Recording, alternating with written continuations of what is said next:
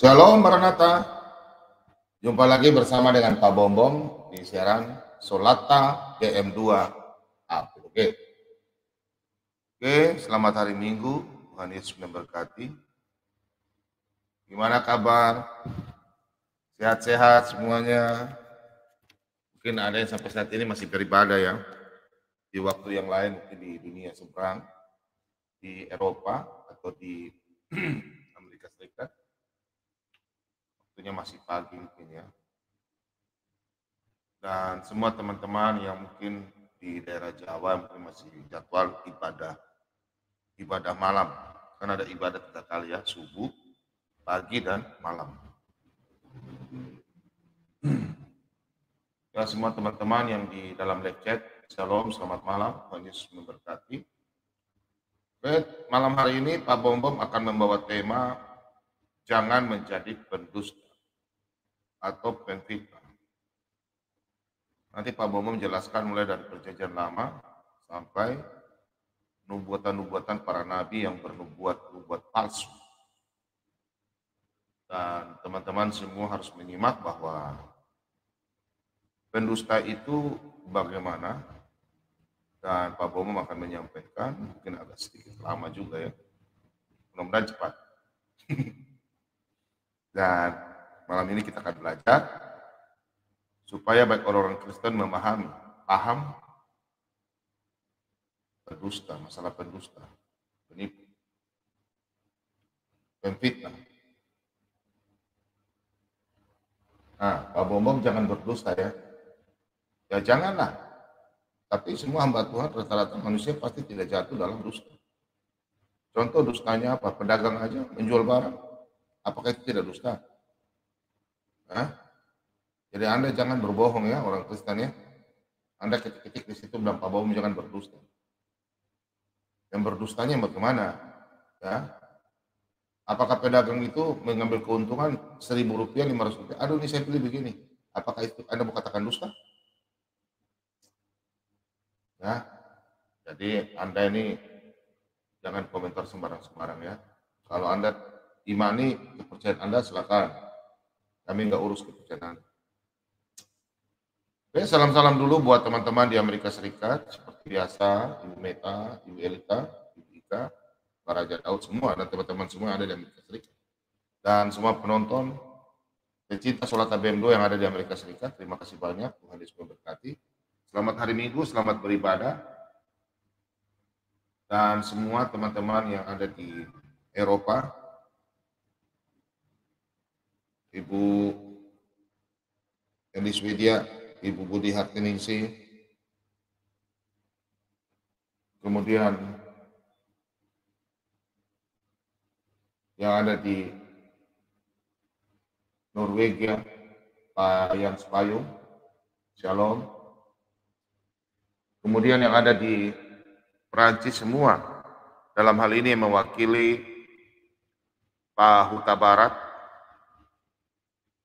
kemudian di Irlandia Pak Julius, saya punya masyarakat sendiri orang Toraja. Kemudian di Belanda ada Ibu Sarce Mengalu. Kemudian ada dari Belanda ya.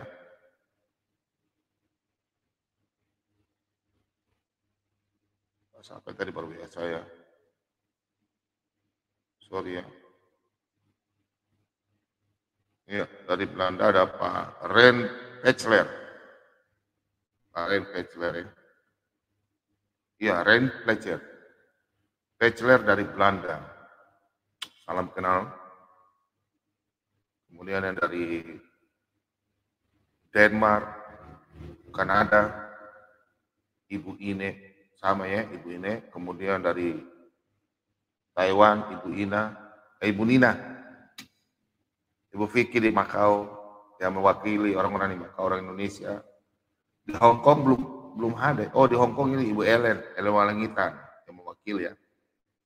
Ibu Nina dari Taiwan yang mewakili. Baru yang masuk di grup WA ya. Kemudian Pak Yan Sipayung dari Norwegia, ujung utara bumi. Ada juga, tapi saya lupa namanya luar negeri ya. Saya ini suka-suka lupa nama orang, kenapa ya? Daerahnya di mana, saya lupa ya. Kalau, aduh, Tuhan Yesus baik. Habis permintaan saya sih, kenapa ya? Yang penting saya jangan lupa teman-teman, jangan lupa Tuhan.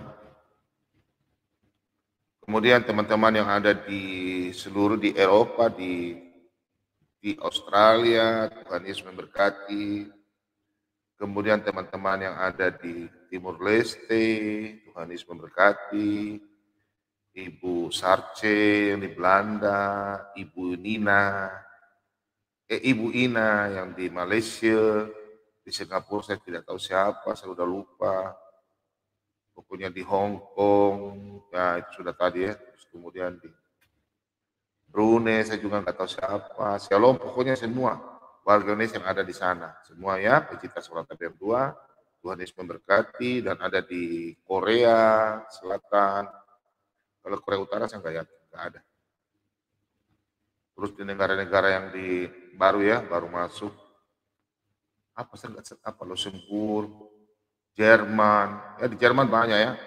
Tuhan Yesus memberkati. Halo, shalom teman-teman semua di Jerman. Ada ibu kemarin baru masuk ya. Terus ya yang teman-teman yang di mana ini? Yang di Australia itu Sinpo Family. Australia. Kemudian ada di mana ya? Saya lupa ya. Mana Bapak lihat saya lupa. Saya tukang lupa, kenapa ya? Kemudian teman-teman yang seluruh Indonesia mulai dari Papua Barat, Papua, Pulau Maluku, Pulau Tidore, Kepulauan Maluku, Ternate, pokoknya semua. Nusa Tenggara Barat, Nusa Tenggara Timur, NTT, banyak ya pecinta sholat berdua. Mau mere, halo, sorong ke kiri, ye. Sorong ke kanan, mau ke kanan. Mau mere, haleluya, Yesus baik. Itulah ya, budaya mempersatukan kita semua ya. Bukan agama. Dan teman-teman semua yang ada di Pulau Bali, ada Pak Made, Asep Suryana, Pak Aries, kemudian di Pulau Madura, kemudian ada di Jawa Timur, Jawa Barat, Jawa Tengah, semua. Baik itu kita saudara-saudara dari Katolik, dari Aten, dari gereja Protestan, Tuhan Yesus memberkati. Oh semua Tuhan Yesus sayang orang semua di Sumatera, Pulau Kalimantan, Pulau Sulawesi, khususnya masyarakat Toraja semua yang ada di seluruh Indonesia sampai di ujung dunia. Orang Toraja. Terus orang Pangala ya, karena kita orang Pangala, asli Tulen, Pangala. Tapi ada darah campuran sedikit. Haleluya. Dan semua teman-teman, khususnya tapi ipar kan ya. Tapi ipar orang keluarga besar, keluarga kerukunan besar orang Manado. Keluarga besar Manado ya. Keluarga besar Sumaranda di Paldua dan terus semua basudara, ketemu semua. Sumaranda tuh di pokoknya di mana saja, di mana. Ada orang-orang Manado semua orang Manado dong baik-baik sekali. Makanya tapi istri orang Manado. Jodoh Haleluya. Terus keluarga besar Tumanung yang ada di Manado, di Sange. Karena itu tapi itu kan dua suku. Bapak orang Paso, DP mama orang Sange. Tumanung. Jadi semua kita harus salam. Kalau ada salam, aduh, Pak Bomnya ada salam sama orang ini, aduh, dia lupa deh. Dia biasanya datang, dia salam-salam, sekarang yang enggak salam-salam, aduh, Pak, dia lupa orang Jangan, kita jangan bisa lupa. Tuhan Yesus baik. Ini dosa punya anak menjadi Tuh, sabar ya, saya ke belakang dulu ya.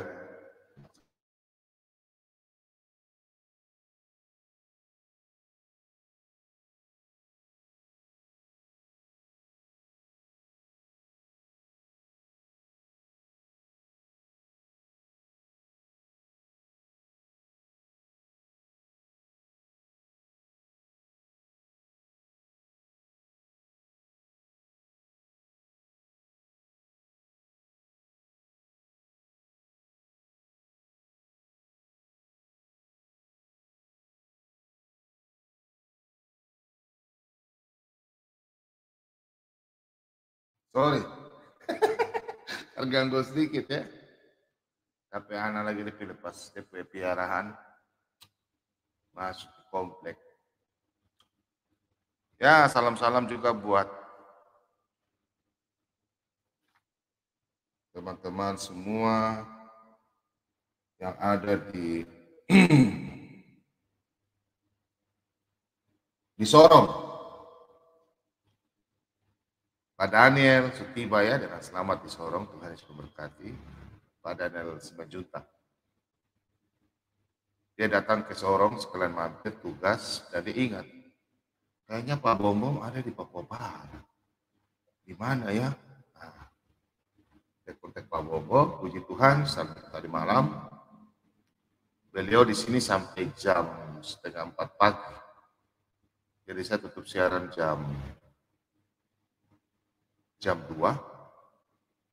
jam 12, jam 3 ya, jam 1 di Jakarta. Kita cerita, ada sekitar sampai 1 jam ya, hampir jam 4 pagi. Kita cerita, masih mau cerita tapi saya bilang besok ada ibadah. Sebentar ada ibadah ya. Ya teman-teman semua di live chat saya nggak bisa sebut satu persatu, Tuhan Yesus memberkati. Dan salam-salam dulu buat pencinta Solata BM2, khususnya tim Solata BM2. Kalau suaranya Pak Bomong kurang besar, kasih tahu ya, biasa kasih naik. Kalau suaranya Pak Bomong kurang besar. Ya Pak Imade, selamat malam, Tuhan Yesus memberkati, selamat hari Minggu, sudah ibadah tadi.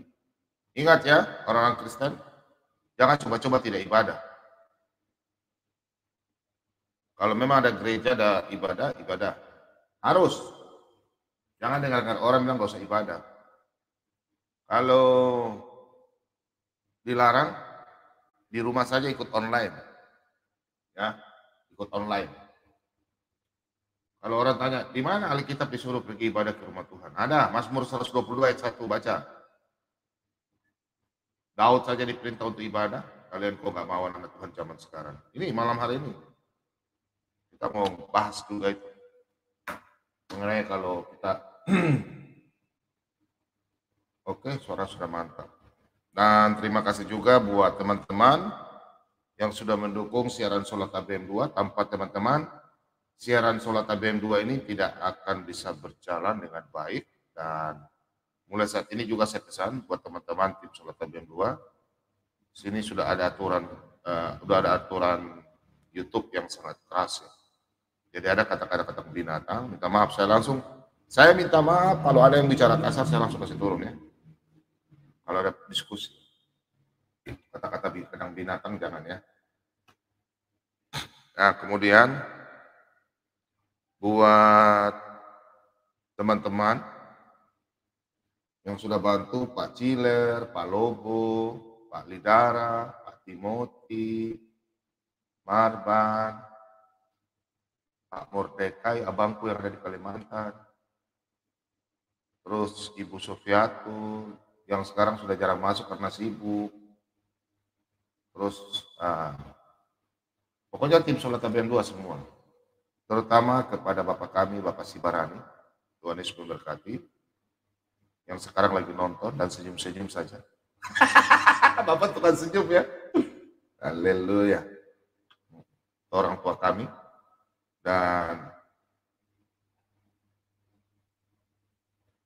terima kasih juga buat Pak Daniel, terus Pak Hans Mulyono, Pak Dos Gideon, siapa ya namanya, dan teman-teman satu persatu yang saya nggak sebut namanya. Terima kasih banyak dalam membantu channel Solata BM2, mengulurkan tangan untuk membantu pelayanan Solata BM2 dan memberitakan firman Tuhan. Dan anak-anak Tuhan juga saya yakin dan percaya tidak mau melihat kalau siaran Solata BM2 ini ada terkendala. Baik itu penyiarannya atau dalam hal segalanya. Pokoknya Pak Bom tidak bisa bicara. Terima kasih banyak dan Salam-salam ya buat Bapak Pendeta Joni. Bapak ya, saya udah lama nggak kesana. Terus Pak Edi, Pak Musa Okur semua ya, Pak Pendeta Sidian, terus teman saya Pak Freddy, sahabat saya Pak Freddy, yang sekarang lagi monitor, dan teman-teman semua sepelayanan dimanapun berada dan di seluruh dunia, seluruh Indonesia, seluruh dunia. Terima kasih banyak, Tuhan Yesus memberkati kita semua, diberkati ya. Dan semua teman-teman yang ada di live chat, Pecinta Sholat Tabib 2.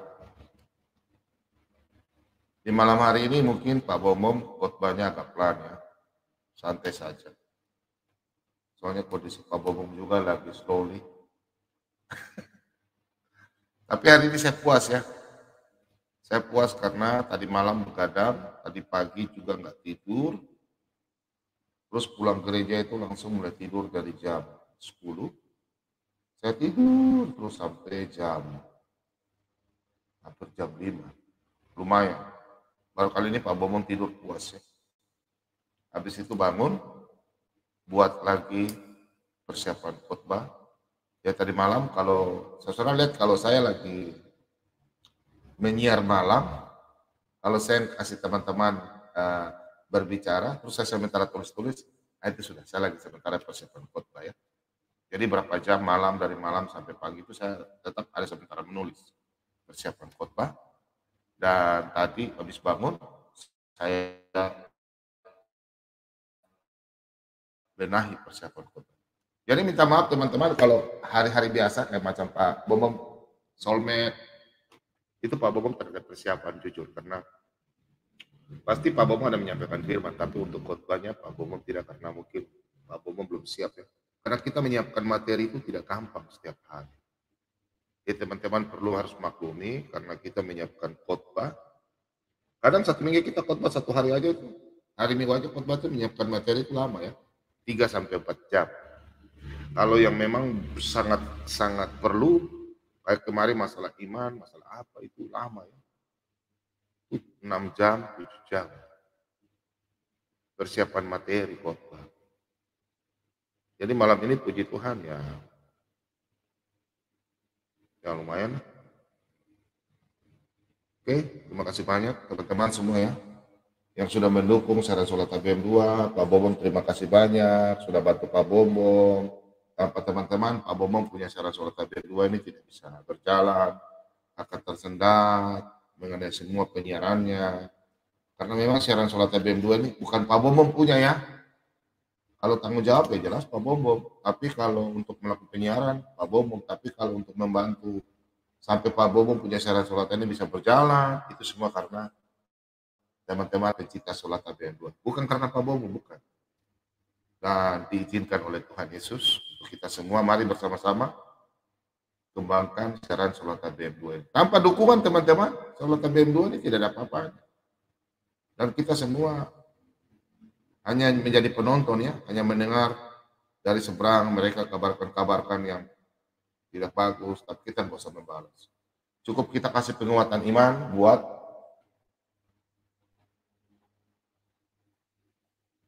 biar kita kasih mengabarkan kabar baik buat saudara-saudara kita, semakin penguatan iman. Biarlah anak-anak Tuhan takut akan Tuhan dan sebenarnya malam ini perlu kita belajar ya, cuma sayang ya, saya tunggu-tunggu penonton baru 80 orang. Bukan saya tidak mau. Saya tidak suka kalau orang nonton dan konseran ulang, tahunya saya itu live ya. Karena kita ketahuan ya, anak-anak Tuhan itu nggak suka, mereka suka hanya berdialog. Padahal khotbah malam ini perlu ya. Judulnya sangat perlu ya. Supaya kita buka otak semua. Ya, Tuhan Yesus sangat baik. Malam hari ini saya akan khotbah mengenai jangan menjadi pendusta. Pak Bomom ambil dari Keluaran 20 ayat 16. Nanti siapkan bolpen dan kertas, catat pelan-pelan. Kalau nggak sampai nanti nonton ulang. Itulah hukum moral, nggak bisa hilang sama sekali. Bukan hukum seremonial, hukum moral. Satu ayat terkait sampai dari atas sampai ke bawah, turun lagi naik. Terus tuh, gitu. Kalau Pak Bambang pengajaran begitu. Pak Bambang tidak pernah mau khotbah itu satu ayat, dua ayat. Itu bukan khotbah. Saya nggak pernah mau bicara khotbah.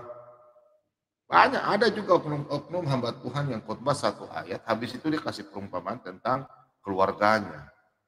Nanti kalau ditanya sama orang, beritahu khotbah apa? Saya cuma mengerti tentang keluarganya, pesan baik tentang keluarga. Tapi firman Tuhan saya nggak paham. Ingat ya, ada oknum yang berlakukan begitu ya. Khotbahnya khotbah tentang kebaikan keluarganya, apa yang dia lakukan, tapi tidak mengenai firman Tuhan. Jadi orang keluar dari gereja, dari pengajaran, dapat 0 besar. Apakah ada? Silakan, ada ketik 1 kalau ada. Memang ada. Kalau saya tidak. Kita hamba Tuhan harus memberitakan firman Tuhan itu secara letter-let, konolet, dan jelas dan pas pengajaran. Bukan saya sombong tidak. Banyak orang bicara khotbah ya, khotbah ikut arus saja. Ya, khotbah ikut arus. Satu ayat ini dia kasih perumpamaan tentang keluarganya, tentang kehidupannya. Habis itu nggak ada lagi. Tentang firman Tuhan mendidik nggak ada. Nanti kalau kita tanya jemaat, tadi kamu dapat apa di gereja? Cuma begini tentang keluarganya, tentang temannya, tentang kehidupannya. Banyak. Pengajarannya kurang sehingga banyak anak-anak Tuhan yang tidak tahu kenapa kita ibadah hari Minggu. Padahal cuma tahu karena kebangkitan Yesus. Itu aja. Nggak tahu ayatnya di mana. Makanya diserang-serang sama seberang. Kalau hari Minggu, kenapa ditetapkan hari Minggu? Nggak tahu. Banyak nggak tahu kasih pengajaran. Kenapa orang Kristen cek tangan? Jingkrak di gereja. Banyak hamba Tuhan yang tidak jelaskan itu. Banyak. Ya. Kalau Pak Bobom tidak. Masuk bertanya.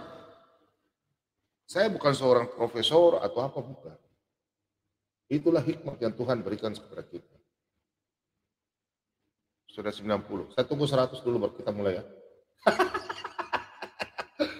Karena malam hari ini khotbah sangat penting untuk anak-anak Kristen. Dan ini juga hari Minggu, baru jam berapa ya? Baru jam 8:30 di sini. Kurang 5 menit. Karena banyak anak-anak Kristen yang suka melakukan suatu kegiatan yang tidak didasari oleh doa. Ya. Banyak orang Kristen melakukan, sudah Tuhan Yesus sudah jaga saya. Harus berdoa. Pak. Doa itu perintah. Yang di seberang saja berdoa sampai berapa kali, baru kita. Ya. Banyak orang Kristen yang tidak melakukan itu. Dan malam hari ini kita harus belajar ya. Jadi kita sama-sama, saya juga banyak kekurangan. Semua hamba Tuhan banyak kekurangan. Saling baku hina, kiri kanan ya. Dan pesan saya buat anak-anak Tuhan, jangan berbicara tentang hamba Tuhan yang tidak kalau Anda tidak mengetahui pas ya. Jangan menyerang hamba Tuhan. Jangan. Karena berbahaya Anda menyerang hamba Tuhan. Ayatnya ada banyak. Kalau hamba Tuhan bicara sembarang, jangan Anda bikin isu-isu fitnah. Nanti sebentar kita khotbah. Ya, sudah 100, oke. Mari kita bersatu dalam doa sebelum kita membaca sebagian firman Tuhan. Untuk itu, anak-anak Tuhan, siap-siapkan. Kita berdoa. Dan semua yang merasa tubuh yang lemah, berdoa dan sungguh-sungguh. Bukan Pak Bomom yang menyembuhkan. Kita berdoa bersama-sama. Iman Anda yang menyembuhkan Anda, bukan saya. Kita cuma minta buka hati, biar saudara-saudara membuka hati, biar bisa menerima jamahan Roh Kudus, biar Anda semua sembuh. Baik itu sembuh secara fisik maupun menerima Tuhan Yesus sebagai Tuhan dan Juru Selamat. Bukan Pak Bombo, bukan teman-teman, kita semua. Bukan. Kita semua berdoa, dan teman-teman semua kita berdoa ya buat saudara-saudara kita yang mengalami sakit, saudara Ibu Winef keluarganya, terus kemarin Ibu Eni, saudaranya mengalami kecelakaan. Saya yakin dan percaya Ibu WA ke Pak Babum ya, ke studio. Saya yakin percaya keadaan Ibu, ya saudara, udah mulai baik ya. Saya yakin. Baik, kita bersatu dalam doa. Segala puji kepadamu ya Bapa. Engkau yang bertahta di kerajaan Allah. Tuhan kami Yesus Kristus. Tuhan, di hari yang sangat baik ini Tuhan, kami anak-anak-Mu Tuhan, yang mana tadi sudah datang ke rumah-Mu dan menyembah Engkau Tuhan. Kau telah memberkati kami semua Tuhan. Dan mungkin di saat ini di belahan dunia, di Eropa maupun di Amerika, lagi memuji dan memuliakan nama-Mu Tuhan. Kau berkati kami semua anak-anak Tuhan. Yang datang dengan rendah hati untuk memuji dan memuliakan nama-Mu Tuhan. Bapa, sebentar lagi kami akan membaca sebagian firman kebenaran-Mu Tuhan. Untuk itu tuntun kami, jaga kami, penuhi kami dengan Roh Kudus-Mu Tuhan. Biarlah pada waktu kami membaca firman kebenaran-Mu Tuhan, boleh kami menerima Tuhan. Tapi sebelum itu Tuhan, kami tahu dosa kami ini yang menghambat sehingga kami tidak bisa menerima firman kebenaran. Untuk itu Tuhan, ampunilah dosa kami, anak-anak-Mu yang mendengar siaran di malam hari ini. Baik itu secara live maupun secara siaran ulangan Tuhan. Engkau berkati kami, ampuni dosa kami Tuhan. Biarlah pada waktu kami membaca dan mendengar firman kebenaran-Mu, kami semua dapat menerima dengan penuh sukacita dan kami menjadi anak-anak terang. Biarlah firman kebenaran-Mu ini Tuhan, kami juga bisa menabur benih-benih firman kepada saudara kami yang membutuhkan. Dan kami boleh dipakai sebagai batu hidup dalam memberitakan firman-Mu Tuhan. Bapa, terima kasih banyak Bapa. Engkau jamah anak-anak-Mu yang jauh daripada-Mu Tuhan. Yang di malam hari ini mendengarkan firman kebenaran-Mu Tuhan. Engkau jamah mereka. Buka telinga mereka, hati mereka, mata mereka Tuhan. Biar mereka mengenal akan Engkau. Kau berfirman, bukan kamu yang memilih aku yang memilih kamu. Terima kasih banyak Bapa, kami selalu mengucap syukur. Dalam kehidupan kami, anak-anak-Mu Tuhan, Engkau selalu membawa kami dalam tangan-Mu Tuhan. Dari malam hingga pagi hari Engkau menjaga kami Tuhan. Kau memberikan kami kekuatan, kesehatan, berkat, umur panjang hingga kami boleh bangun, kami memuji dan memuliakan nama-Mu Tuhan. Hingga saat ini Tuhan, kami mengucap syukur Tuhan. Bapa di dalam kerajaan surga. Bapa, berkati kami anak-anak-Mu yang Engkau sudah menulis dalam kitab kehidupan-Mu Tuhan. Dalam Mazmur 139 ayat 16. Kehidupan kami Tuhan, Engkau telah mengatur kehidupan kami. Janganlah kehidupan ini Tuhan, kami boleh lain, kami berkhianat, kami merubah rancangan-Mu ini Tuhan. Untuk itu Tuhan, kami datang di hadapan-Mu dengan rendah hati. Berkati kami semua Tuhan, jauhkan kami dari keinginan kuasa yang satu oknum tidak suka. Kuasa kegelapan, roh-roh jahat, roh-roh pendusta. Dalam nama Yesus kami tolak dalam kehidupan kami. Bapa, tutup bungkus kehidupan kami dengan kuasa Roh Kudus-Mu Tuhan. Penuhi kami dengan Roh Kudus Tuhan. Biarlah pada waktu kami memuji dan memuliakan nama-Mu, kami selalu jalan di kehidupan kami. Kami ada selalu di jalan yang baik dan benar. Tuhan, jauhkanlah kami Tuhan. Kami sadar Tuhan, selama kami masih hidup Tuhan, kami akan jatuh dalam dosa. Untuk itu Tuhan, bimbing kami. Setiap langkah kami Tuhan, Engkau ada selalu di depan Tuhan. Jangan sehingga kami mau jatuh Tuhan. Lindungi kami Tuhan. Jauhkan kami dari segala kuasa-kuasa yang mau menghampiri kami. Bapa, Kau telah memberikan kami Tuhan, pekerjaan yang kami alami di dunia ini Tuhan. Besok hari Senin kami akan mulai dengan pekerjaan kami Tuhan. Baik sebagai pegawai pemerintahan, pegawai swasta, TNI Polri, dokter, suster, bidan, guru, pedagang, petani, nelayan, supir taksi, ojek, apapun pekerjaan kami mulai dari atas hingga yang terbawah Tuhan. Kau selalu menjaga kami, kehidupan kami Tuhan, Engkau berkati. Dan kami anak-anakmu yang mengalami terpuruk karena situasi ekonomi di zaman sekarang ini Tuhan. Engkau angkat kami Tuhan. Engkau berikan kami berkat sukacita Tuhan. Kami tahu Tuhan. Kau berkata, marilah yang berbeban berat letih lesu. Aku akan memberikan kelegaan kepadamu. Untuk itu Tuhan, kami selalu berseru dan memohon pertolongan kepadamu Tuhan. Kami selalu meminta kepadamu Tuhan. Kami tidak mau minta kepada siapa Tuhan, hanya Engkaulah Tuhan yang kami sembah. Karena Engkaulah Bapa segala sumber berkat bagi kehidupan kami. Napas kehidupan kami, berkat segalanya Engkau yang punya Tuhan. Kami tidak mau kemana-mana Tuhan. Kami hanya percaya Engkau Tuhan Yesus Juru Selamat bagi kami.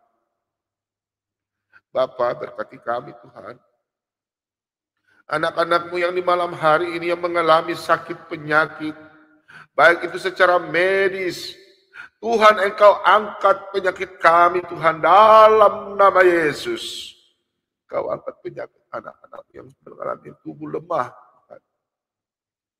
Mengalami sakit karena kuasa kegelapan kami, usir dalam nama Yesus. Biarlah dengan bilur-bilurmu, darahmu yang kudus, darah Yesus, putuskan segala kuasa mantra-mantra. Kuasa kegelapan, darah Yesus berkuasa. Apabila ada di rumah kami yang ada kuasa kegelapan, kami usir dalam nama Yesus, darah Yesus berkuasa. Kami percaya Tuhan. Engkau selalu menyucikan kami, mendengar doa kami Bapa. Sakit penyakit anak-anakmu Tuhan di malam hari ini Engkau telah angkat. Yang masih bergantung dengan obat-obat dalam nama Yesus sudah diputuskan. Kami percaya Tuhan di malam hari ini kami telah diberkati. Anak-anakmu yang belum mencicipi sesuap nasi di Indonesia, daerah terpelosok hingga seluruh dunia. Bapa, Kau kenyangkan mereka, berkati mereka dengan cara kasih-Mu. Kau berkati juga ibu-ibu yang janda yang sudah tua, tidak mampu bekerja, tidak ada yang membantu Tuhan, Engkau berkati mereka Tuhan. Cukupkan mereka Tuhan. Utuslah anak-anakmu yang Engkau sudah berkati mereka. Buka hati mereka Tuhan, yang takut akan Engkau. Biarlah boleh mereka mendapatkan berkat daripadamu Tuhan. Hamba-Mu juga berdoa Engkau berkati tangan-tangan yang membantu tim Solata BM2 dalam channel ini Tuhan. Kau berkati tangan-tangan mereka. Yang mana mereka memberi dengan sukacita membantu dalam pelayanan siaran Solata BM2 ini Tuhan. Kau ganti berlipat-lipat kepada mereka Tuhan. Anak-anak yang takut akan Engkau. Inilah pelayanan kami Bapa. Kau berkati juga hamba-Mu, istri hamba-Mu, anak-anak hamba-Mu, Kau berkati kami. Berkati tim Solata BM2. Baik yang mendengar di malam hari ini Tuhan, Kau berkati keluarga mereka. Sebagai suami, istri, oma, opa, anak-anak, cucu, Kau berkati hingga cicit. Kau berkati mereka semua Tuhan. Rumah mereka yang Kau pagari dengan malaikat-Mu yang kudus. Setiap langkah mereka Tuhan, Engkau tuntun mereka Tuhan di dalam kehidupan mereka Tuhan. Kami semua Tuhan, Kau jaga kami Tuhan. Terima kasih banyak Bapak hamba-Mu juga berdoa kepada hamba-hamba Tuhan yang ada di seluruh Indonesia. Khususnya kami yang ada di Papua Barat. Tuhan Engkau berkati Tuhan. Jauhkan kami Tuhan dari segala kuasa yang mau memisahkan kami Tuhan. Inilah kami Tuhan anak-anak-Mu, hamba-hamba-Mu. Berkati kami semua Tuhan. Bapak terima kasih banyak Bapak. Berkati peralatan Solata BM2. yang kami pakai siaran ini Tuhan, jaringan internet, dan siaran kami mulai dari awal, pertengahan hingga akhir, Kau berkati Tuhan. Terima kasih banyak Bapa. Inilah doa ucapan syukur kami. Di dalam nama Tuhan kami Yesus Kristus, kami semua telah berdoa kepada Bapa di surga. Haleluya. Mari semua yang percaya katakan amin. Haleluya. Oke. Ya, teman-teman, kita mari belajar ya. Kita belajar di hari Minggu ini. Pak Bomo mengangkat dari firman Tuhan. Kita baca sama-sama dalam Keluaran 20 ayat yang ke-16. Jangan mengucap saksi dusta tentang sesamamu. Okay. Jangan mengucap saksi dusta tentang sesamamu. Di sini kata jangan 10 hukum Taurat yang sudah mana digenapi di dalam Matius 22 ayat 37 hingga 40. Dan sudah digenapi juga firman Tuhan banyak kan. Hari ini aku mengajar kalian tentang kasih mengasihi. Kasih berarti gak ada dusta. Jangan menipu sesama. Jangan menjadi saksi dusta. Dan firman Tuhan, semua ini jelas sudah diselidiki oleh rasul-rasul dalam perjanjian baru. Untuk itu, kalau ada mengatakan bahwa ajaran Yesus tidak benar, kitab Yahudi tidak benar, Alkitab palsu, biarin saja. Karena di dalam Kisah Para Rasul 17 ayat 11, kita lihat dulu ya penguatan firman Tuhan yang di malam hari ini kita akan belajar. Kita buka di Kisah Para Rasul, ya. Baru kita masuk di Pak Bobo khotbah. Sebelum Pak Bobo menjelaskan, namanya kita harus belajar. Di sini siarannya belajar. Kisah Para Rasul 17 ayat yang ke-11. Kita baca sama-sama ya. Orang-orang Yahudi di kota itu lebih baik hatinya daripada orang-orang Yahudi di Tesalonika.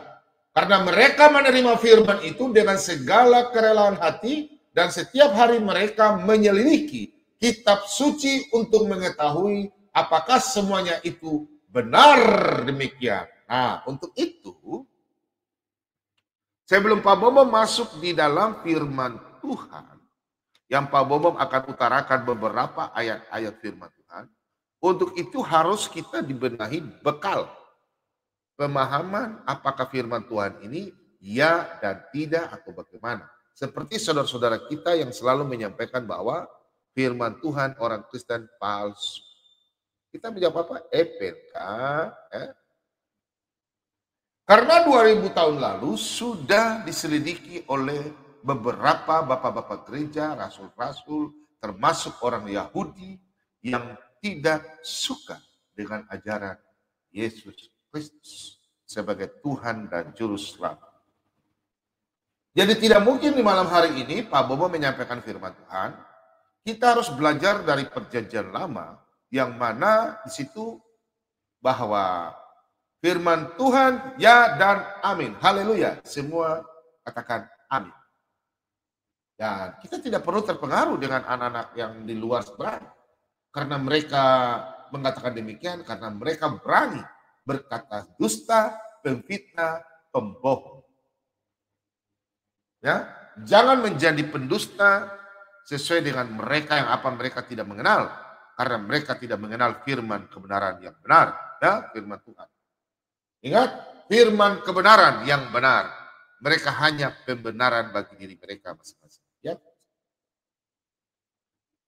Di dalam firman Tuhan Keluaran 20 ayat 16. Ya, jangan berdusta. Di situ jelas ditekankan buat kita semua hukum ini berlaku. Di akhir zaman, akan terjadi orang-orang pemfitnah, penipu. Ini semua. Nah, untuk itu saya mau tekankan bahwa di dalam 2 Timotius 3, kita baca dulu ya, harus saya kembali ke kejadian lama. Di dalam 2 Timotius 3 ya, ayat 1. Nah,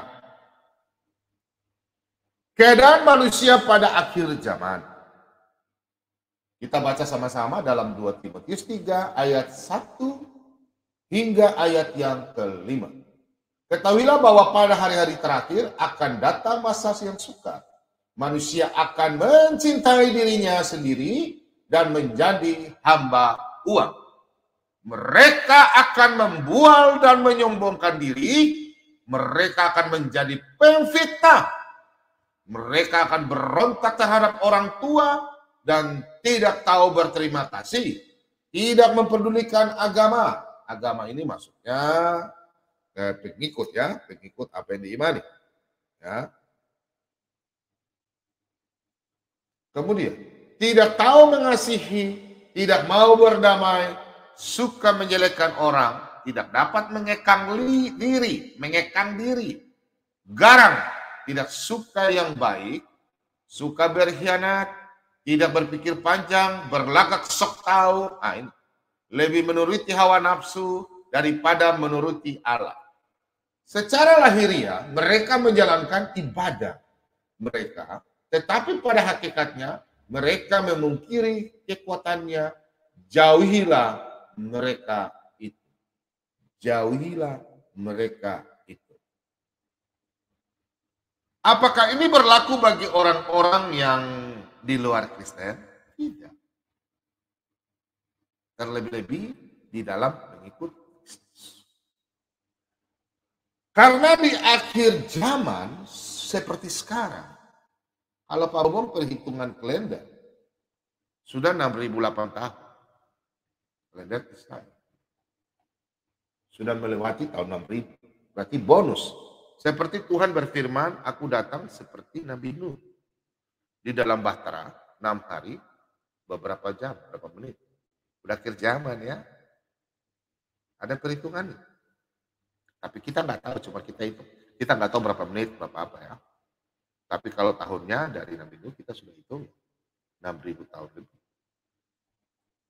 Nah, kadang orang dia berjanji. Kita sekarang mengambil contoh berjanji. Sehingga dia melakukan dusta. Nah ya, pilek-pilek sedikit. Nah,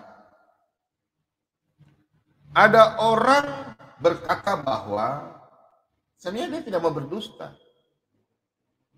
Tapi terjadi dusta. Kenapa? Mungkin dia pada waktu dia lagi susah dia berdoa, Tuhan, saya berjanji apabila Tuhan berikan saya berkat, apabila Tuhan berikan saya berkat, saya akan penuhi. Saya akan balas, bantu gereja ini, orang ini, hamba Tuhan ini, semua saya akan lakukan. Namanya bernasar. Setelah Tuhan berikan dia apa yang dia mau, dia lupa. Apakah itu pendusta? Ya, pendusta. Mari kita buka sama-sama dalam Pengkhotbah 5.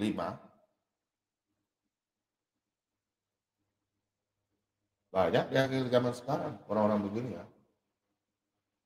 Kita buka dalam Pengkhotbah 5, ayat yang ketiga hingga yang keempat. Kita baca sama-sama. Kalau engkau bernasar kepada Allah, janganlah menunda-nunda menepatinya. Karena ia tidak senang kepada orang-orang bodoh, tetapi nasarmu.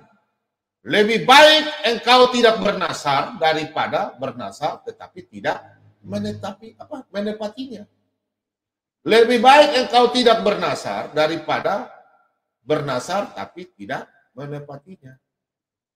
Di sini ditekankan bahwa anak-anak Tuhan jangan coba-coba bernasar kalau Anda tidak menepatinya. Kalau saya memang sudah bernasar 12 tahun lalu, Tuhan pakai hidup saya akan serahkan diri saya mulai dari pagi hingga pagi. Saya akan siap melayani Tuhan. Baik dengan cara yang Tuhan memberi petunjuk. Puji Tuhan. Saya mengenal seorang bapak yang begitu kasih sama saya. Pak Bom, ini jalan Tuhan. Saya akan siap fasilitas Bapak. Bapak melayani di YouTube. Haleluya. Saya siap, Pak. Tapi Bapak selalu bilang, Pak Bom, jangan sampai pagi. Dia takut saya sakit. Dia sayang sekali sama Pak Bom. Saya kasih tahu buat anak-anak Tuhan. Kalau Anda sudah bernasar, jangan coba-coba jadi pembohong. Tuhan, apabila saya sembuh, saya akan melakukan ini. Anda tidak lakukan setelah Anda sembuh, selesai. Tunggu tanggal mainnya. Anda boleh tipu manusia, tapi Anda jangan tipu Tuhan. Jangan ada dusta. Kalau Anda menipu manusia, berarti jangan ada dusta di antara kita. Ya kan? Tapi kalau Anda sama Tuhan, jangan coba-coba ngana batipu juga. So batipu, mau batipu bagaimana, Le? Jangan mengucap saksi dusta kepada sama manusia. Kepada Tuhan gimana? Anda tidak melihat? Nah, ini contoh. Kalau Anda sudah diberikan kesembuhan, berarti Anda lakukan itu. Kalau Anda sudah menjadi sukses, Anda lakukan itu. Tidak apa-apa kalau Anda tidak melakukan itu. Tapi Anda akan menerima akibatnya. Ya? Jangan coba-coba Anda bernasar baru Anda tidak melakukannya. Kita baca di dalam Keluaran 23. Keluaran 23. Nah, Keluaran 23 ayat yang pertama. Ya. Jangan engkau menyebar kabar bohong.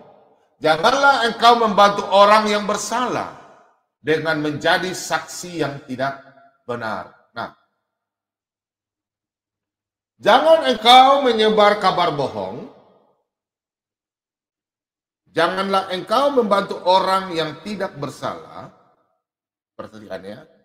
Jangan engkau menyebar kabar bohong, itu pertama. Jangan engkau membantu orang yang bersalah, itu yang kedua. Jangan menjadi saksi yang tidak benar. Ini yang sekarang kadang dilakukan oleh anak-anak zaman sekarang.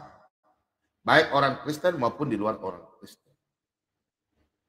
Jangan engkau menyebar kabar bohong. Contoh. Anda tidak pernah melihat Anda menjadi orang yang tukang fitnah di dalam suatu organisasi atau kepada teman sesama-sama. Anda memberikan kabar bohong sehingga orang itu dibenci. Contoh saja hamba Tuhan. Ya. Contoh hamba Tuhan. Anda memfitnah hamba Tuhan atau pelayan Tuhan, siapapun dia. Itu hamba Tuhan itu khotbahnya begini. Padahal kehidupannya begini. Berarti Anda sudah menyebarkan kabar bohong. Apakah itu dosa? Dosa. Terus Anda melakukan membantu orang yang bersalah. Contoh dia sudah tahu dia salah. Anda membantu, Anda membenarkan bersalahnya itu. Contoh, dia mencuri. Anda bilang, dia tidak mencuri. Padahal Anda lihat. Dia tidak memukul, padahal dia memukul orang. Anda bilang, tidak, dia tidak pukul orang. Anda membantu orang itu, Anda sudah terlibat. Secara hukum pun di dunia, Anda sudah membantu dalam melakukan kejahatan. Apalagi di mata Tuhan. Anda sudah melakukan penfitnah. Pembohong. Kemudian, Anda tidak pernah melihat Anda tidak tahu apa-apa. Anda tidak mengerti tentang isi Alkitab. Terus Anda mengatakan Alkitab itu palsu. Anda siapa? Ayat Alkitab tambahan, Anda siapa? Anak zaman sekarang, orang zaman sekarang hanya mendengar manusia zaman sekarang. Tidak melihat selidiki kitab-kitab sebelumnya. Tadi saya sudah sampaikan dalam Kisah Para Rasul 17. Mereka berbangga hati menjadi saksi palsu. Saksi yang tidak benar. Itulah mereka. Firman Tuhan sudah ditulis, sudah difirmankan lebih dari 2000 tahun. Jadi kita anak Kristen jangan gentar, berbahagialah. Sebelum kalian difitnah, dicaci maki, nabi-nabi sudah dihina. Biarkan saja, jangan di live chat Anda balas kurang baik buat mereka. Nah, seseorang kalau melakukan kesaksian, minimal Anda jangan mendengarkan satu orang itu saja. Jangan Anda katakan bahwa benar, jangan. Karena firman Tuhan di dalam Alkitab, minimal 2-3 orang bersaksi. Anda katakan sah. Di dalam 2 Korintus 13, ayat yang pertama. Bilangan 19 ayat 15. Catat ya. Pak Bobom tidak mau buka. Bilangan 19 ayat 15. Bilangan 35 ayat 30. Sorry. Error sedikit ya. Baru bangun. Ya, bilangan 35 ayat 30. Ulangan 19 ayat 15.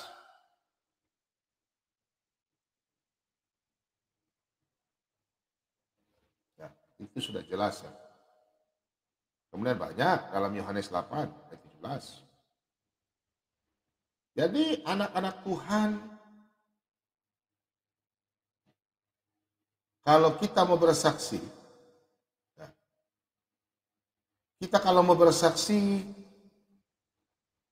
kita harus melihat bahwa bersaksi yang baiklah. Karena nanti teman-teman kita mereka menyelidiki. Anda punya keterangan saksi juga tidak bisa Anda sendiri. Dan saya pesan, jangan Anda mempercayai orang yang suka ngomong-ngomong kalau Anda tidak mendapatkan kebenaran. Kalau Anda percaya dia berarti Anda sudah menjadi jatuh dalam dosa. Karena di dalam Matius 18 ayat yang ke-15 hingga ayat ke-17, di situ memang ada 2 atau 3 orang saksi perkara itu disaksikan. Dan Anda kalau melakukan hal yang tidak sesuai dengan firman Tuhan, Anda membantu orang yang bersaksi palsu, Anda berdosa.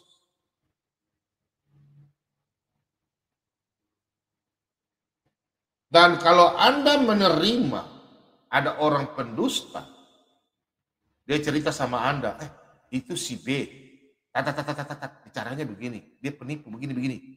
Jangan Anda katakan iya. Kalau Anda menerima itu berarti Anda sama dengan dia. Coba kita buka dalam 1 Timotius. Kita buka dalam 1 Timotius. Kita buka ya 1 Timotius. Ya 5 ayat 19.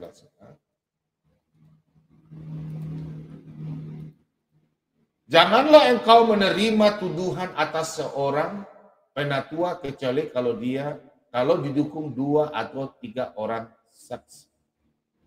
Nah, contoh yang tadi Pak Bo menyampaikan, kalau kita menerima tuduhan, contoh Pak Bo ambil contoh. Penatua di sini bisa dikatakan pendeta, majelis, Bapak Gembala, pelayan Tuhan ya. Di suatu gereja, pendeta ini sudah berbuat melayani Tuhan. Terus ada orang yang tidak suka dan dia mengabarkan kabar baik tentang hamba Tuhan. Kalau Anda sebagai jemaat di situ, jangan coba-coba Anda tidak melakukan penyelidikan bahwa menerima mentah-mentah perkataan orang tersebut. Apakah Anda berdosa? Tidak. Tapi Anda sangat luar biasa berdosa. Ya. Kalau orang fitnah-fitnah hamba Tuhan, berbeda dengan fitnah manusia biasa. Karena hamba Tuhan itu adalah wakil Tuhan. Sudah ditompang. Dia curahkan kehidupan dia untuk melayani Tuhan. Jadi jangan Anda coba-coba dengar ada orang bicara tentang hamba Tuhan. Itu dia pun dosa sama Tuhan. Anda tidak punya hak menghakimi. Bukan saya membela, bukan. Itu firman Tuhan. Jangan engkau menyebarkan kabar bohong. Janganlah engkau membantu orang yang bersalah. Dengan menjadi saksi yang tidak benar. Tidak boleh. Janganlah engkau menerima tuduhan. Janganlah engkau menerima tuduhan atas seorang penatua kecuali kalau didukung 2 atau 3 orang saksi. Karena begini saudara-saudara. Hamba Tuhan itu tugasnya memberitakan firman kebenaran. Dan siapa yang tidak suka saudara-saudara? Iblis. Setan-setan. Iblis ini masuk di dalam otak-otak benih-benih anak-anak yang tidak tahu akan Tuhan. Gereja, haleluya, pulang di rumah, halelupa. Biasanya orang yang akar pahit. Jatuh dalam segala hal. Ekonomi maupun secara iman. Itu mulutnya tuh sembarang loh. Cerewet Carlota. Iblis pakai. Bernubuat, berbicara. Terus dia bilang dia bernubuat. Kita langsung ingat persoalan bernubuat. Karena iblis paling suka memakai orang yang imannya lemah. Sehingga dia bisa memfitnah hamba Tuhan. Bayangkan. Bayangkan dulu lah. Ya. Hamba Tuhan saja ingat ya, jangan bergaul sama orang yang tukang memfitnah hamba Tuhan. Karena hamba Tuhan saja dia sudah fitnah. Apalagi sesama-sama teman, lebih hancur. Usirlah dia. Ada firman Tuhan? Ada. Nanti sebentar saya kasih. Ya, jadi firman Tuhan sudah jelas bahwa jangan kita bergaul kepada orang-orang yang penipu, pembohong. Karena firman Tuhan ini sudah diselidiki jauh lebih daripada itu. Dari tahun-tahun ini, sudah 2000 tahun lalu, sudah diselidiki bahwa firman Tuhan Alkitab itu sudah benar. Dan sudah dibuat, dan ingat saudara-saudara, firman Tuhan itu ya dan amin, sudah dinubuatkan hari-hari terakhir itu akan mengalami semakin akhir tahun tuh semakin zaman semakin susah. Kalau ada nubuatan dari orang, para nabi, ya, anak-anak Tuhan, nubuatan yang tentang enak-enak, itu nubuatan salah. Ini akhir zaman itu akan mengalami kesusahan. Kalau orang berkata bahwa hari-hari terakhir tuh akan datang masa-masa yang baik. Terus nanti kalau masuk surga besok enak-enaknya saja diterima. Pesta pora, minum-minuman, ada pesta seks atau apa. Itu nubuatan yang tidak benar. Anak-anak Kristen, anak-anak Tuhan, jangan ya. Dikasih iming-iming nubuatan-nubuatan yang enak. Nanti besok kamu menjadi orang yang sangat ada raya. Zaman-zaman sekarang tuh ada orang bisa berbuat. Besok bapak punya anak nanti akan jadi orang kaya sukses gitu. Jangan langsung percaya ya. Boleh kita berdoa sebagai hamba Tuhan, memberikan bahwa mereka akan sukses, itu boleh. Tapi jangan tahu, oh kamu tahun ini besok kamu akan begini. Jangan. Itu peramal-peramal, jangan. Dan kita buka dalam 2 Timotius. Surat Timotius. 2 Timotius 3 ayat yang pertama. Kembali ya, sampai ke 5. Nah, di sini jelas, kita kembali ya. Manusia pada akhir zaman itu mereka tidak mengasihi, tidak mau berdamai, contoh di ayat 3. Tidak mengekang, mereka garang, ya. Mereka, ayat 4, suka berkhianat, tidak berpikir panjang, berlagak tahu, lebih menuruti hawa nafsu daripada menuruti Allah. Secara lahiriah mereka menjalankan ibadah mereka, tapi kaki mereka memungkiri kekuatannya, jauhilah mereka. Orang yang tukang fitnah, pembohong, jauhilah mereka, ya. Supaya Anda jangan menjadi sama dengan mereka. Kalau ada nubuatan-nubuatan, kan dalam firman Tuhan dalam 1 Korintus 12 ayat 5, 11 sampai selanjutnya. Ciri-ciri roh. Terus karena bilang ciri-ciri roh, contoh bernubuat. Ada anak-anak Tuhan yang melakukan nubuatan yang enak-enak, jangan didengar. Ya, jangan didengar. Karena akan bertentangan dengan ayat-ayat yang lain.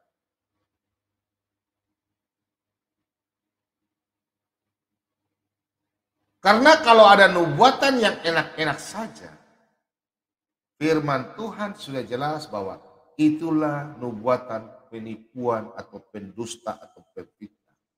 Kita buka sama-sama dalam Yeremia 14 ayat 13 sampai 15. Kita buka ya. Yeremia 14 ayat yang ke-13. Nah, kita baca 13. Lalu aku berkata, aduh Tuhan Allah, bukankah para nabi telah berkata kepada mereka, kamu tidak akan mengalami perang dan kelaparan tidak akan menimpa kamu. Tetapi aku akan memberikan kepada kamu damai sejahtera yang mantap di tempat ini.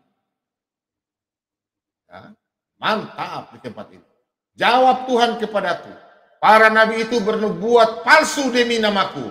Aku tidak mengutus mereka, tidak memerintahkan mereka, dan tidak berfirman kepada mereka. Mereka menubuatkan kepadamu penglihatan bohong, ramalan kosong, dan tipu rekaan hatinya sendiri. Sebab itu beginilah firman Tuhan mengenai para nabi yang bernubuat demi namaku. Padahal aku tidak mengutus mereka dan berkata, perang dan kegelapan tidak akan menimpa negeri ini. Para nabi itu sendiri akan habis mati oleh perang dan kelaparan. Ada Kristen sudah paham? Sudah tahu siapakah dia?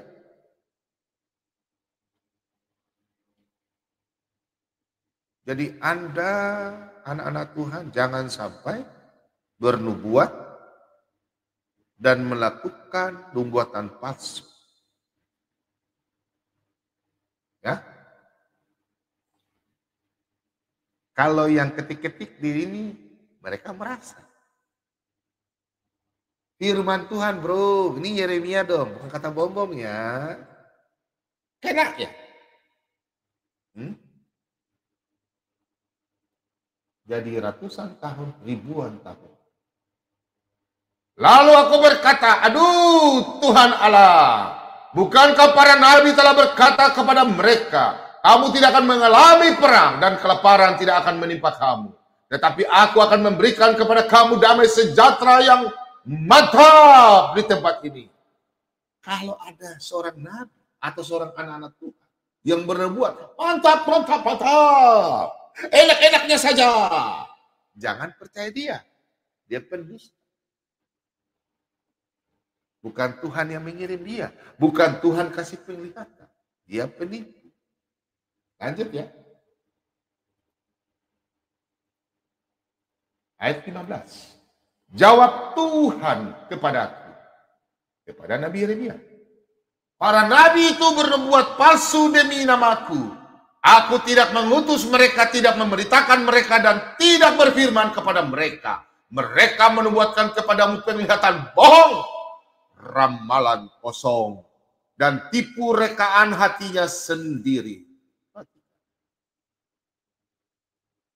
Ayat 14. Lebih lagi ya. Membawa nama Tuhan, cerita bohong, kasih iming-iming yang enak-enak, menjanjikan yang enak-enak. Berdusta. Ayat 15. Sebab beginilah firman Tuhan mengenai para nabi yang bernubuat demi namaku. Padahal aku tidak mengutus mereka. Kalau ada nabi atau anak-anak yang bernubuat bicara sembarang, tidak pernah Tuhan kirim mereka. Ini ayatnya. Ya. Sebab itu beginilah firman Tuhan mengenai para nabi yang bernubuat demi namaku, padahal aku tidak mengutus mereka, dan yang berkata perang dan kelaparan tidak akan menimpa negeri ini. Para nabi itu sendiri akan habis mati oleh perang dan kelaparan. Ada yang mati? Mati ya? Nabi mana? Kita buka ya. Contoh dalam 2 Tawarik. Raja yang mati, Raja Ahab. Dia percaya sama nabi-nabi palsu. Kita baca dulu. Baru kita bisa melihat. Baca dari ayat. Alkitab itu jangan kita baca cuma 1 ayat. Baca dari awal sampai akhir. Terus cari yang sama. Minimal 2 sampai 3 ayat. Jangan Anda baru baca 1 ayat, Anda pelintir-pelintir. Jadi untuk pendebat-pendebat di luar Kristen, kalau sama Pak Bom hati-hati.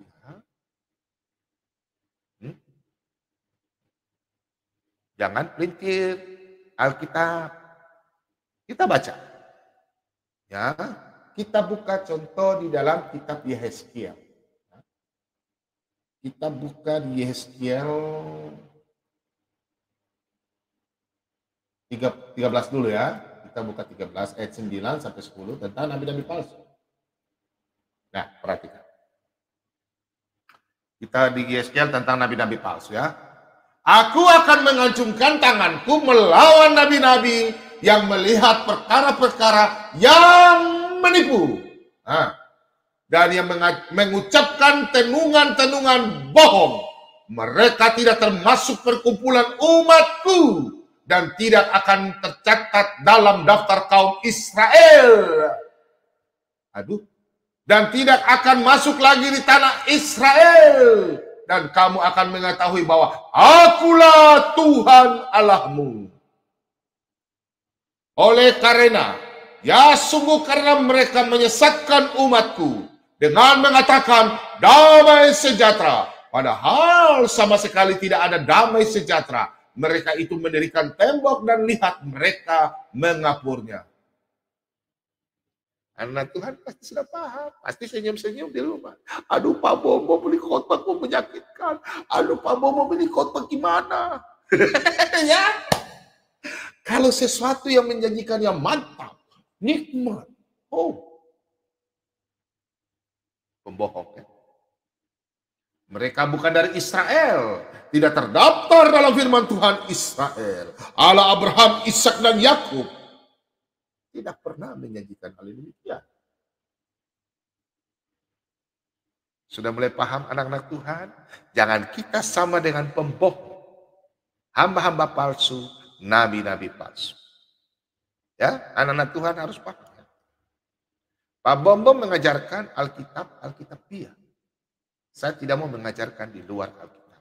Banyak hamba Tuhan yang ahli sejarah, banyak anak-anak Tuhan yang ahli kitab-kitab bapak-bapak gereja, mereka paham, pintar, tapi tidak melenceng dari Alkitab. Tapi Pak Bom hanya menguasai Alkitabiah. Itulah firman Tuhan yang Pak Bom meyakini melalui Alkitab saja. Karena apa yang sudah dalam buku Alkitab, Tuhan, kitab buku tentang Tuhan. Itu saja. Di luar itu Pak Bom tidak belajar. Dan tidak minta kepada Tuhan, hikmat itu ada di Pak Bom. Ya. Jadi di sini jelas Di dalam Yehezkiel 13 ayat 9 sampai 10. Ya. Aku akan mengacungkan tanganku melawan nabi-nabi yang melihat perkara yang menipu dan mengucapkan tenungan-tenungan bohong. Mereka tidak termasuk pengumpulan umatku dan tidak akan tercatat dalam daftar kaum Israel dan tidak akan masuk lagi di tanah Israel, dan kamu akan mengetahui bahwa akulah Tuhan Allahmu. Akulah Tuhan Allahmu. Allah Israel, Yesaya 43 ayat 11 dan di 8 sampai 11. Akulah Tuhan, tidak ada juru selamat selain daripadaku. Akulah Allah Abraham, Allah Ishak, Allah Yakub. Tidak ada dua itu, tidak ada selamat. Haleluya, amin saudara-saudara. Jangan menjadi pembohong.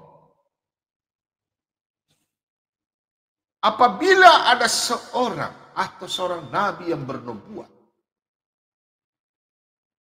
terus bernubuatnya tidak sesuai, dialah nabi palsu. Kita buka dalam Ulangan yang selalu digait-gaitkan, ya. Ulangan 18 ayat yang ke-22.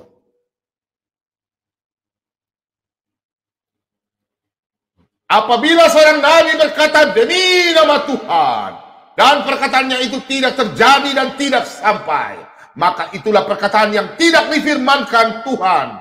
Dengan terlalu berani nabi itu telah mengatakannya, maka janganlah gentar kepadanya. Untuk itu kami hadir di sini.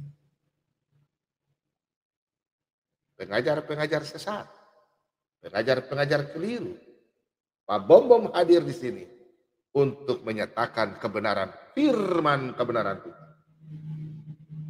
Kalau memang benar, ngapain saya tidak pikir khotbah di gereja aja, bertahan firman di teman-teman saya. Saya hadir karena panggilan. Yang setuju katakan amin. Haleluya.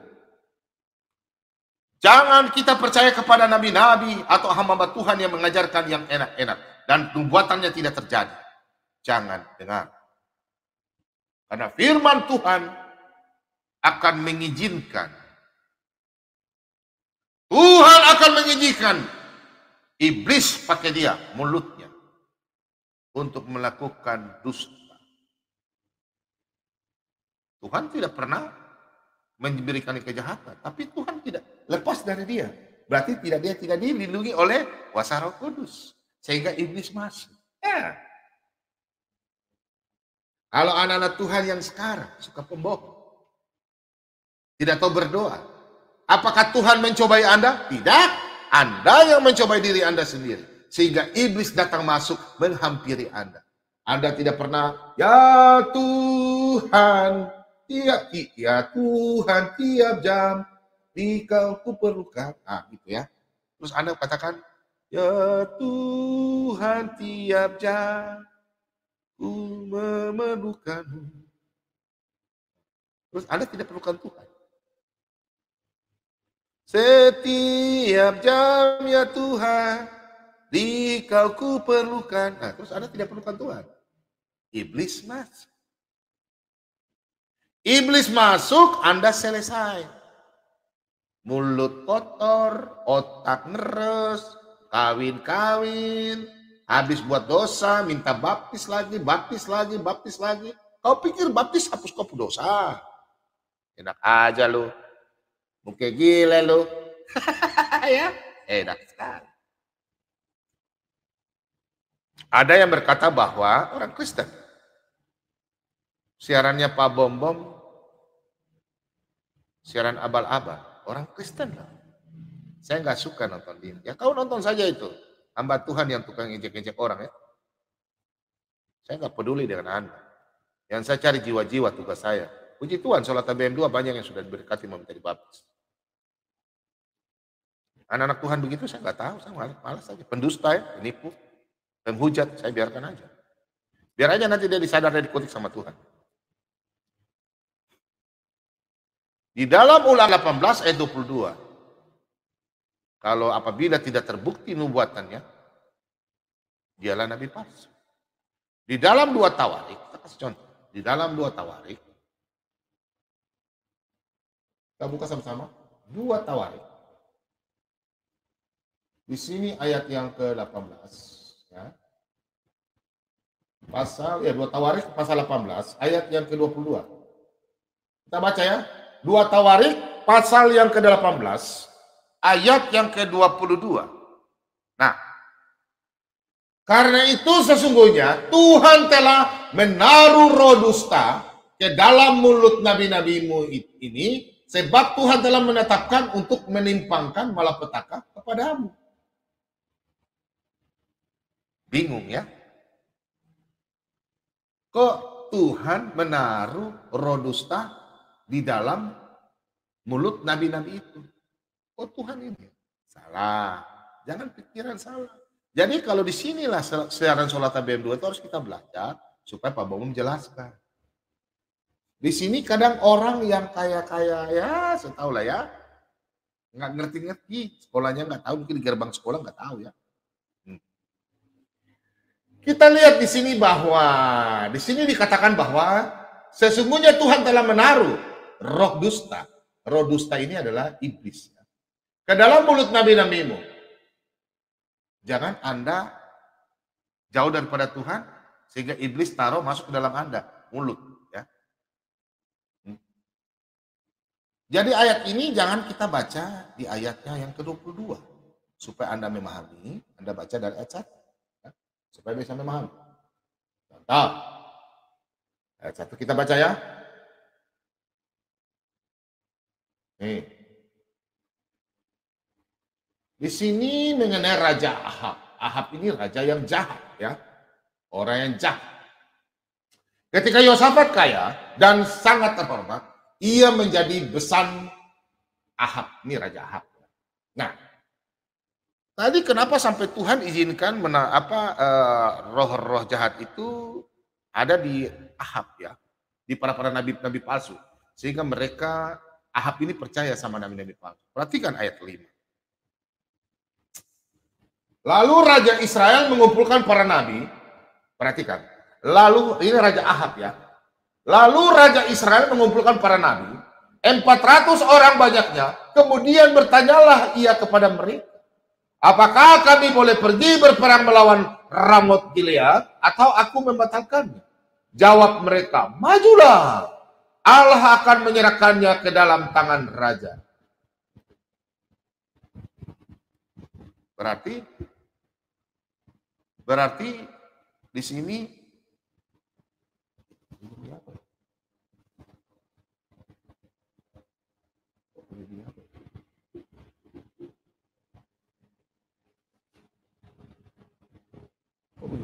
macam ini terganggu ya.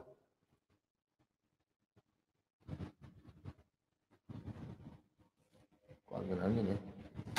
Sebentar ya, ada gangguan sedikit studio. Ada terganggu ya? Nggak terganggu ya teman-teman ya. Saya lanjut. Jadi di sini bahwa ayat yang kelima, ya, Raja Israel mengumpulkan para nabi, Raja Ahab, 400 banyaknya, 400 nabi. Nabi apa? Nabi palsu. Raja Ahab ini mendengar nabi-nabi palsu, dia percaya kepada nabi palsu. Karena nabi palsu ini yang mau enak-enak. Raja berperang, maju, oke maju. Bernubuat palsu. Tapi dia tidak suka dengar Nabi Mika. Nabi Mika ini adalah nabi yang memang betul-betul dipakai Tuhan. Karena Nabi Mika ini mengatakan jangan, dia bisa melihat. Dia tahu, tapi raja tidak suka. Dia tegur raja ini kepala batu, sombong. Dia percaya 400 nabi. Ada nabi kan sampai ribuan kan? Berapa ribu? 12 ribu. Saya nggak tahu nabi mana. Nah, kemudian kita baca di dalam ayat yang jadi jelas nabi-nabi palsu itu mengatakan bahwa yang enak-enak saja ya. Jadi yang enak-enak. Kita buka di ayat 19 ya. Lihat di sini Nabi Mika dipanggil. Nah, ayat 18. Perhatikan ya. Kata Mika, sebab itu dengarkanlah firman Tuhan. Aku telah melihat Tuhan sedang duduk di atas tahtanya, dan segenap tentara sorga berdiri di sebelah kanannya dan di sebelah kirinya. Dan Tuhan berfirman, siapakah yang akan memujuk Ahab, raja Israel, untuk maju berperang supaya ia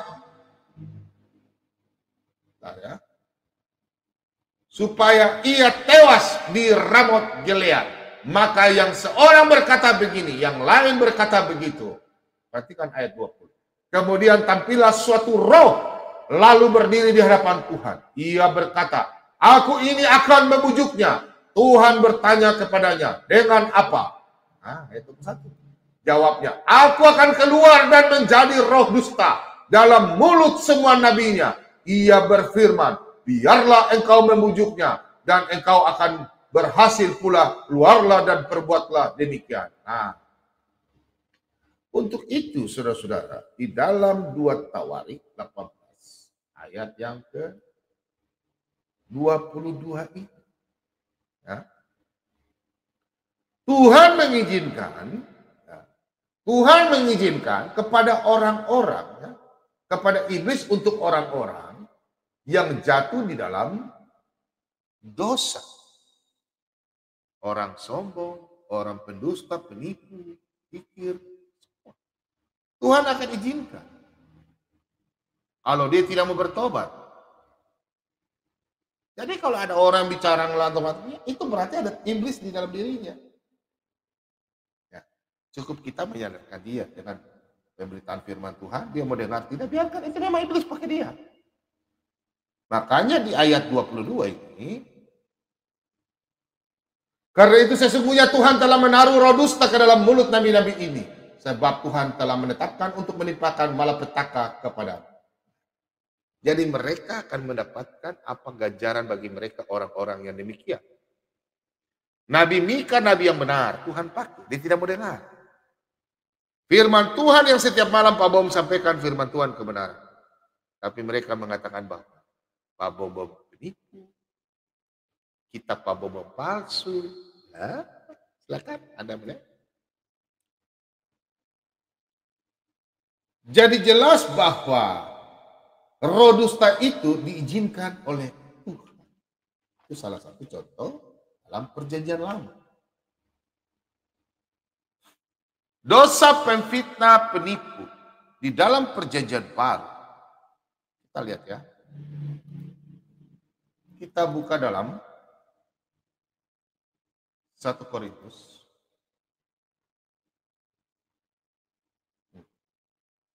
1 Korintus 5 ayat yang ke-9 hingga dalam yang ke-13. Tapi kita lihat. Dalam suratku telah kutuliskan kepadamu supaya kamu jangan bergaul dengan orang-orang cabul. Yang aku maksudkan bukanlah dengan semua orang cabul pada umumnya dari dunia ini, atau dengan semua orang kikir dan penipu, atau dengan semua penyembah berhala, karena jika demikian kamu harus meninggalkan dunia ini. Perhatikan ayat yang ke-11. Tetapi yang kutuliskan kepada kamu ialah supaya kamu jangan bergaul dengan orang yang sekalipun menyebut dirinya saudara adalah orang cabul, kikir, penyembah berhala, pemfitnah. Pemfitnah ya, pemabuk atau penipu. Dengan orang demikian, janganlah kamu sekali-sekali makan bersama-sama.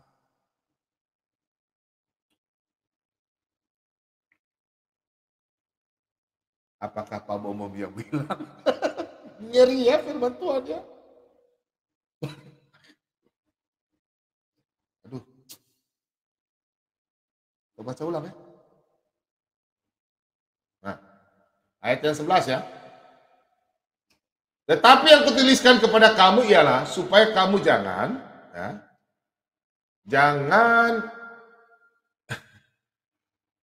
supaya kamu jangan bergaul dengan orang yang sekalipun menyebut dirinya saudara adalah orang cabul, kikir, penyembah berhala, pemfitnah, pemabuk, atau penipu dengan orang yang demikian janganlah kamu sekali-sekali makan bersama-sama. Nah, sudah jelas bahwa orang-orang begini jangan kita mendekati mereka. Kalau kita memberitakan, ya kita memberikan firman Tuhan, ya tidak apa-apa. Ya. Karena orang-orang begini mereka hanya berpikir kedagingan. Mereka tidak berpikir masalah roh. Karena kita orang Kristen kan mati, hidup akan seperti malaikat. Kalau kita sudah nafsu di dunia, baru kita berpikirkan masalah dunia lagi di atas. Itu namanya keinginan daging. Keinginan daging ini apakah selamat? Tidak. Pemfitnah selamat? Tidak. Pendusta? Tidak. Tidak punya kerjaan surga. Coba kita buka dalam Galatia 5. Ya. Galatia 5. Kita sama-sama baca ya. Galatia 5 ayat yang ke 17 ya. Kita buka dari 17 ya. 17 sampai yang ke 21 lah. Kita baca sama-sama ya. Sebab keinginan daging berlawanan dengan keinginan roh. Dan keinginan roh berlawanan dengan keinginan daging. Karena keduanya bertentangan. Sehingga kamu setiap kali tidak melakukan apa yang kamu kehendaki. Ayat 18. Akan tetapi jikalau kamu memberi dirimu dipimpin oleh roh, maka kamu tidak hidup di bawah hukum Taurat. Nah, ini.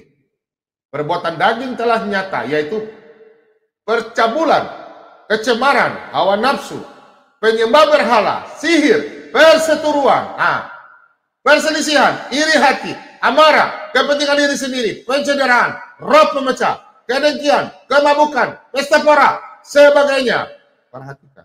Terhadap semuanya itu, kuperingatkan kamu.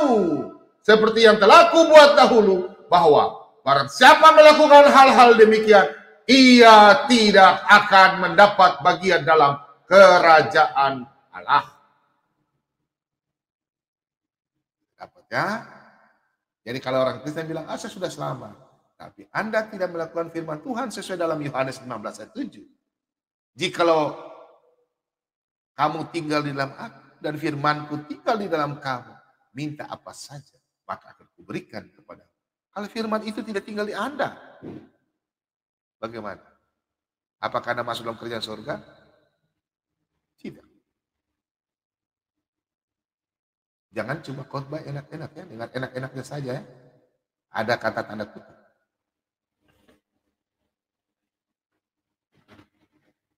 Pak Bomong kemarin khotbahnya begini-begini. Ya, tapi Anda harus memahami khotbah saya. Jangan sampai Anda berkata bahwa Anda sudah bebas, sudah dijamin punya kartu garansi. Tapi Anda merubah rancangan Tuhan itu. Kartu garansi adalah rencana Tuhan. Rancangan damai sejahtera. Rancanganku bukan rancanganmu. Jalanmu bukan jalanku. Yeremia 55 ayat 8. Ya, jadi Anda jangan berubah-ubah ya. Kalau saya begitu Pak, saudara-saudaraku, kalau saya sudah bicara itu nanti mau lari ke sebelah. Jadi karena saya itu kalau bicara sampai 2 jam, 3 jam, kalau saya bicara bisa. Saya takutnya kalau saya bicara ini tiba-tiba langsung dia lari ke konek begini. Ini saya mau sebut lari ke Yesaya 29 lagi. Habis itu saya lari lagi ke Amsal lagi. Hampir itu tangan ya. Itulah Pak Bombong. Nah, di luar konteksnya Pak Bombong persiapkan. Jadi anak-anak Tuhan, jangan coba-coba melakukan keinginan daging. Jangan coba-coba. Karena pemfitnah, siapa yang bisa melakukan itu? Bisa menebus Anda dari dosa. Nah, kalau kita sudah jatuh dalam dosa dan kita bertobat, pasti diampuni. Karena Yesus sebagai pengantara. Karena Yesus berkata, akulah jalan, hidup, dan kebenaran. Tidak ada seorang pun datang kepada Bapa kalau tidak melalui Yesus. Yesus sebagai pengantara dalam 1 Yohanes 2 ayat 1 sampai kedua.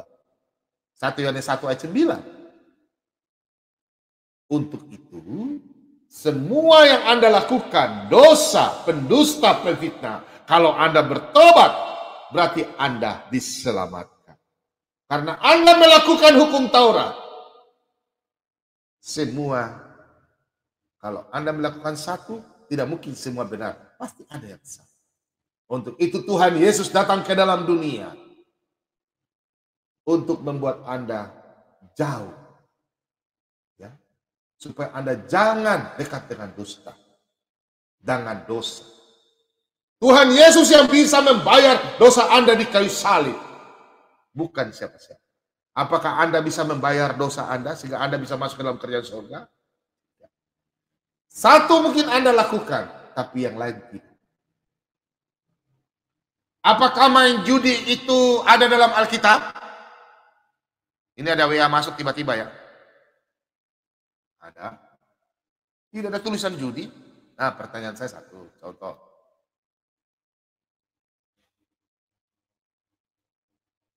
Perhatikan ya. Dari ayat 19. Perbuatan daging telah nyata, yaitu pencabulan, kecemaran, hawa nafsu. Nah, nggak usah ambil sini.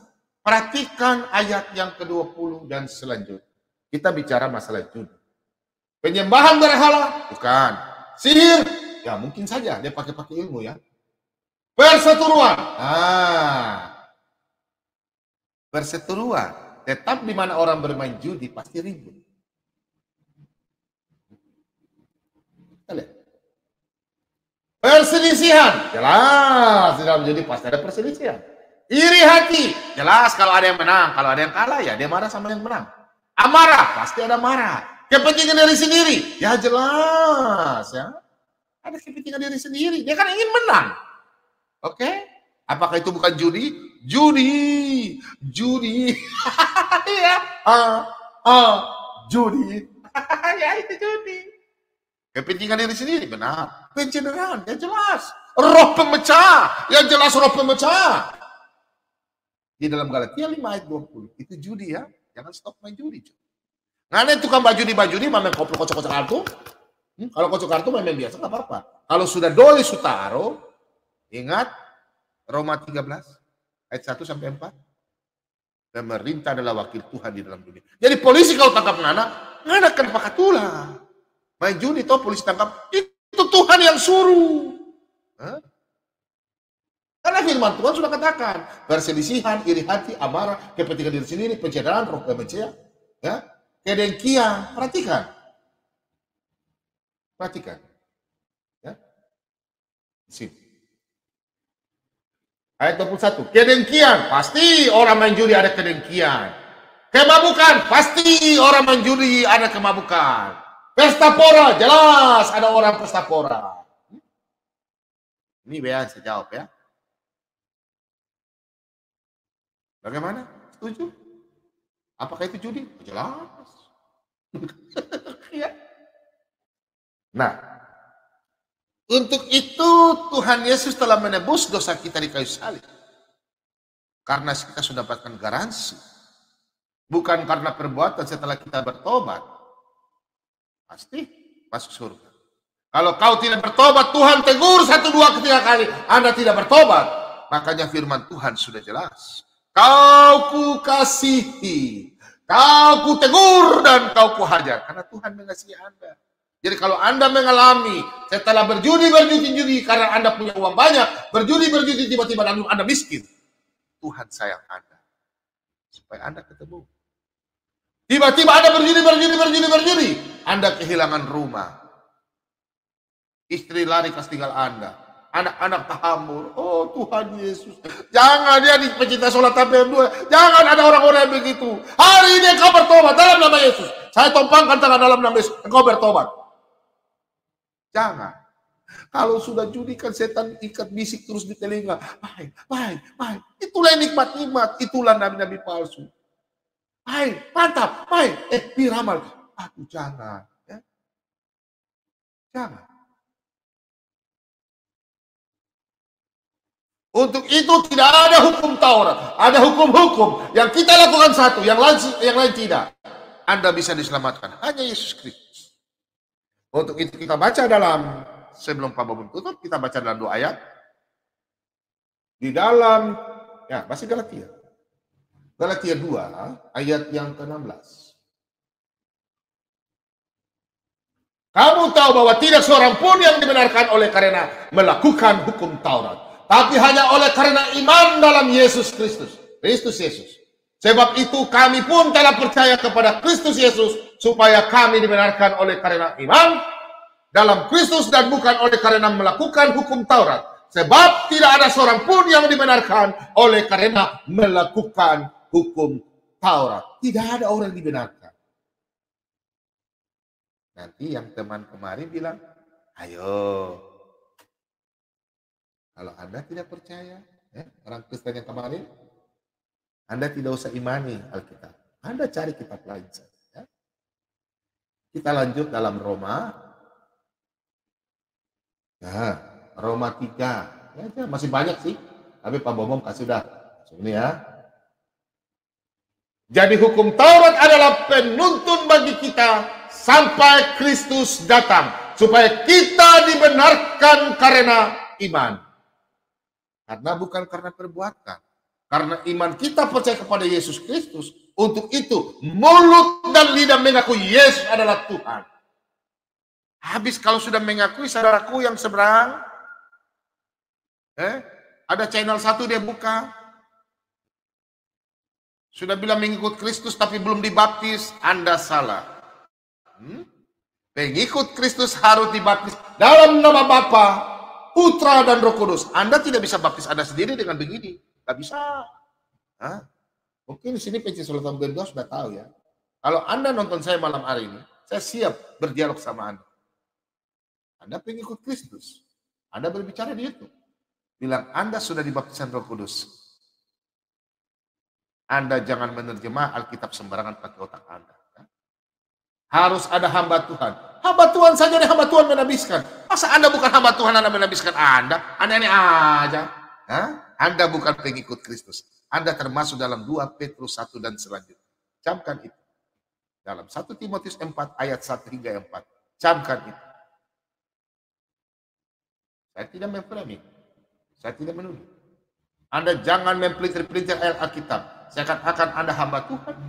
Anda melakukan pengajaran yang salah. Orang Kristen semua harus dibaptis dalam nama Bapa, Anak, dan Roh Kudus. 3 pribadi. Bukan di dalam baptis dalam Yesus Kristus Anda. Ada Kisah Para Rasul 9 ayat 2 hingga 5. Kisah Para Rasul 8 ayat 16. Tidak ada Roh Kudus. Setelah hamba Tuhan tumpang tangan, pada Roh Kudus. Anda kalau tidak terima, Anda masuk sini. Belajar sama anak-anak. Ya. Jangan Anda berkata bahwa Anda sudah dibaptis Roh Kudus. Kata siapa? Anak Tuhan yang benar harus ada hamba Tuhan yang tumpang tangan. Membaptis Anda dalam nama Bapa dan Anak dan Roh Kudus. Bukan Anda karang-karang. Jangan merubah Matius 28 ayat 19 hingga yang ke-20. Anda memang mungkin dipakai Tuhan untuk ini. Anda mengatakan bahwa tubuh-tubuh saja. Oke? Demikian firman Tuhan. Semoga damai sejahtera bagi kita semua diberkati. Tuhan Yesus kepada kita semua yang haus akan firman Tuhan. Demikian, semoga damai sejahtera bagi kita semua diberikan kepada pecinta Solata BM2. Haleluya. Amin.